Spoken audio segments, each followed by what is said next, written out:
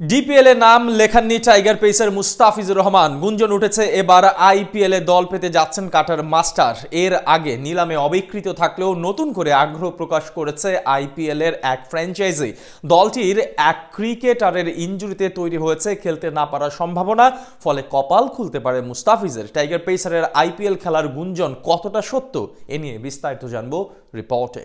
বাংলাদেশ ক্রিকেটের বিস্ময়কর এক পেসারের নাম মুস্তাফিজুর রহমান। 2015 সালে ভারতের বিপক্ষে একদিনের ক্রিকেটে অভিষেক ঘটে এই টাইগার পেসারের। সেবার ভারতের বিপক্ষে অভিষেকেই 5 উইকেট শিকার করে আলোড়ন তুলেছিলেন ক্রিকেট বিশ্বে। মুস্তাফিজের দুর্দান্ত কাটারেই কোহলিদের বিপক্ষে 79 রানের বড় ব্যবধানে ম্যাচ জিতে নিয়েছিল টিম টাইগার্স। এরপর আর পিছনে ফিরে তাকাতে হয়নি বাংলার কাটার মাস্টারকে, কেননা পরের বছরই ভাগ্য খুলে যায় মুস্তাফিজের। খোদ আইপিএল এর দল সানরাইজার্স হায়দ্রাবাদ দলে ভেড়ায় এই টাইগার পেসারকে। সুযোগ পেয়ে বাংলার কাটার মাস্টারও দেখিয়েছেন তার বোলিং কারিশমা। সেবার মুস্তাফিজের কল্যাণেই চ্যাম্পিয়নের শিরোপা ঘরে তুলেছিল দলটি।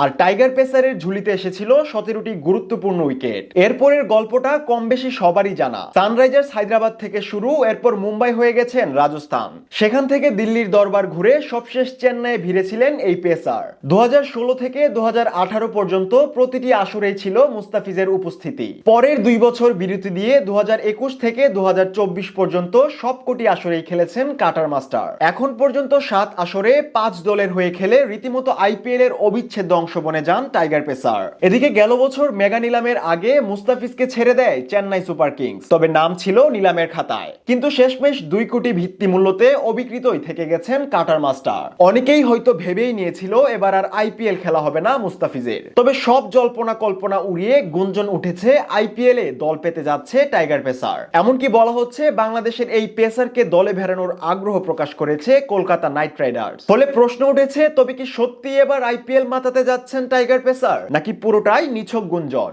যদিও আগে নিশ্চিত করে কিছু বলা সম্ভব নয়, তবুও গুঞ্জনের পক্ষে সামনে আসছে একের পর এক ইঙ্গিত। এবার কলকাতা নাইট রাইডার্স দলে ভিড়িয়েছিল সাউথ আফ্রিকান পেসার আনরিক নোকিয়াকে। সম্প্রতি চোটের কারণে মাঠের বাইরেই আছেন এই প্রোটিয়া পেসার, এমনকি বাদ পড়েছেন চ্যাম্পিয়ন্স ট্রফির স্কোয়াড থেকেও। ফলে আনরিকের আইপিএল খেলা নিয়েও দেখা দিয়েছে কঠিন শঙ্কা, যে কারণে চিন্তা রেখার ভাঁজ পড়েছে খোদ শাহরুখের কপালে। গুঞ্জন শোনা যাচ্ছে প্রোটিয়া পেসারের পরিবর্তে টাইগার পেসার মুস্তাফিজুর রহমানকে দলে ভেড়ানোর আগ্রহ দেখাচ্ছে দলটি। এদিকে বিপিএল এর পর শুরু হতে যাচ্ছে ঘরোয়া ক্রিকেটের আরেক গুরুত্বপূর্ণ আসর ডিপিএল।